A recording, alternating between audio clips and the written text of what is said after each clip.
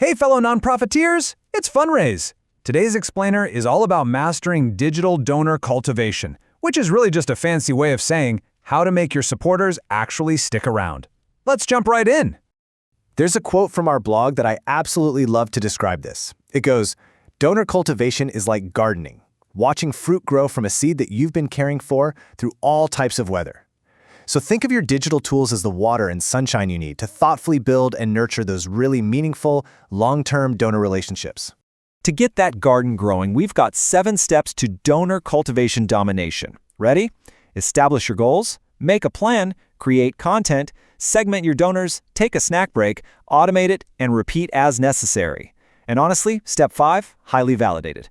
As nonprofit workers, we all desperately need that hot chocolate break. Seriously, go grab one right now if you need to. Now, to totally master step 6, automating it all, you're going to need the right tools. That's exactly why inside Fundraise's all-in-one platform, we built Fundraising Intelligence. It's this native tool that automatically pulls and delivers all your vital analytics right to you, your executive director, and your board. Because, well, we're built by non-profiteers. We know your time is way better spent actually talking to donors instead of trying to remember to pull data spreadsheets. Okay, moving on to some standout strategies for 2026. Let's look at how to be innovative and targeted. In the modern 2026 digital landscape, you've got to have a multifaceted approach. Take handwritten notes versus e-cards, for example. Look, we all know handwritten notes are the traditional gold standard, but wow, they are expensive, time-consuming, and they literally just create a lot of paper trash. E-cards, on the other hand, are a highly effective, eco-friendly, and super practical substitute for your digital-first donors.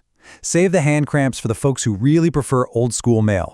And this next one honestly illustrates one of my favorite clever twists. Don't just blast out a standard mass newsletter. Instead, try this. Filter out a select donor segment, add a quick personal intro note, and then forward the newsletter directly from your own professional email. It feels almost like this exclusive little love note landing straight in their inbox. It takes, 2 seconds? But it feels incredibly personal. Next up, we've got voice and video texts. Now, I know it sounds wild, but this kind of raw, unfiltered communication is exactly how younger folks are talking right now. It's this unexpected, next-generation strategy that cuts right through all the polished noise of an inbox. Honestly, what have you got to lose? Try it out on a small segment and just watch that engagement spike. All right, next section, mistakes you won't make, or avoiding common pitfalls. Because hey, even the best digital gardeners mess up sometimes. The absolutely crucial point here is dodging these 3 traps. First, being impatient. Remember, cultivation is a long game.